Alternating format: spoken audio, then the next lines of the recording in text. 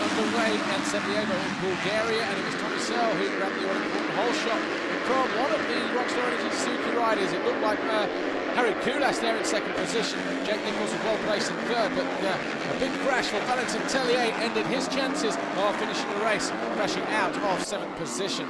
Tommy Searle, though, who had a good, comfortable advantage, suddenly lost his front brake, and that allowed his teammate Joel Roulance to close in and take the pass. And Tommy Searle could do nothing about it. Meanwhile, Jeffrey Hurlings had climbed up into third place, and the championship leader overtook Tommy Searle in exactly the same place that he lost out to Joel Roulance. That front brake really causing him some problems.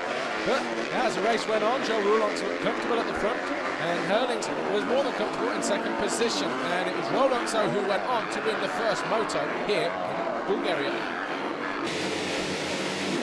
MX1 race 1, and Tony Cairoli up the inside, 2:22 on the Red Bull KTM, got off to a good start, just leaning on David Philippart's, pushing him wide, but behind him the two Kawasaki's of Gauthier Paulin and Christophe Pourcel wasting no time in making their way to the front. First, Gauthier Paulin had to fend off the challenge from Clément de Sal to move into third position, and then Cairoli found himself in a battle with Clément de Sal as well as he surged forward at the same time. So Cairoli was starting to lose positions and drop down into fourth place. He then tried a late surge to get onto the rear wheel of Clément de Sal, but would eventually have to settle for fourth place. Up front, though, it was all about 377 Christophe Pourcel. He would take the win for Kawasaki. Gauthier Paulin was second, de Sal was third. MX2 race 2. Now the decider in terms of the outcome of the overall Grand Prix, it was Jake Nichols who got the hole shot initially, but then Tommy Searle ran alongside him, going through into the second turn through the bomb hole.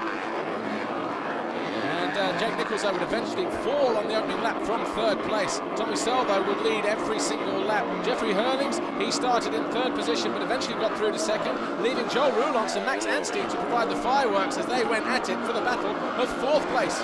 This wasn't the first time they clashed, and eventually Joel Roulance would find a way back through.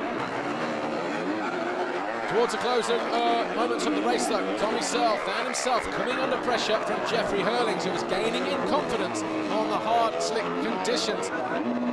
Hurlings' teammate Jeremy Van Hoorbeek was in third. Meanwhile, the battle for fourth was still yet to be decided. Joel Roulance making sure that he was that fourth man home, nudging aside Max Anstey with about 3 laps to go. The checkered flag, though, went to Tommy Searle. He won the race, he won the Grand Prix from Jeffrey Hurlings and Jeremy Van Hoorbeek. And the overall was Tommy Searle, Jeffrey Hurlings and Joel Roulance. I'm really happy. I think the whole team's so happy to get this so early on, and I mean, my starts were good today. The whole shot, I never done that all last year, so it goes out all the hard work that Harry Nolte and Mitch had done and all the rest of the mechanics, so really happy. And yeah, disappointed I couldn't win the first one, but I made it happen in the second one and done the best I could today, so really, really happy. MX1 race 2, another good jump for Tony Cairoli, but he was able to come across the riders ahead of him, pushed out the Philippart's wide and the rest. That opened the door for Christophe Pourcel, who snuck through on the inside to lead the early part of the moto, but it wasn't long before he came under pressure towards the opening lap from Gauthier Paulin, who went through and took the race lead at that time. Cairoli was getting beaten up left, right and centre by Clément de Sal. De Sal went through into third place with that pass. Kenda Dyker was on the charge as well. He eventually moved up into fourth place, sorry, when he went by Cairoli, but up front it was Gauthier Paulin, who was around about 3-4 seconds clear of Christophe Pourcel. Cairoli had got back into third place. De Sal, meanwhile, he was struggling. He had a couple of crashes and would only pick up 18th. The checkered flag went out to Gauthier Paulin. Again, he won the race, he won the Grand Prix. Christophe Pourcel was second, and the third man on the podium was Antonio Cairoli. So it was 2 French riders and 2 Kawasaki's that took the top 2 steps of the podium here in Bulgaria.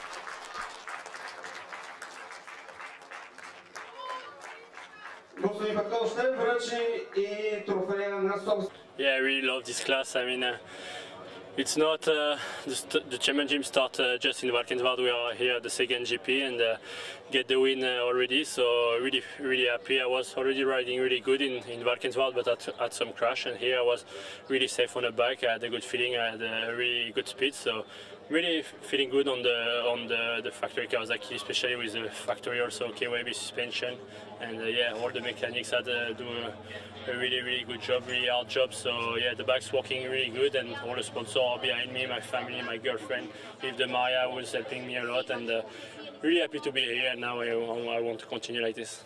Congratulations.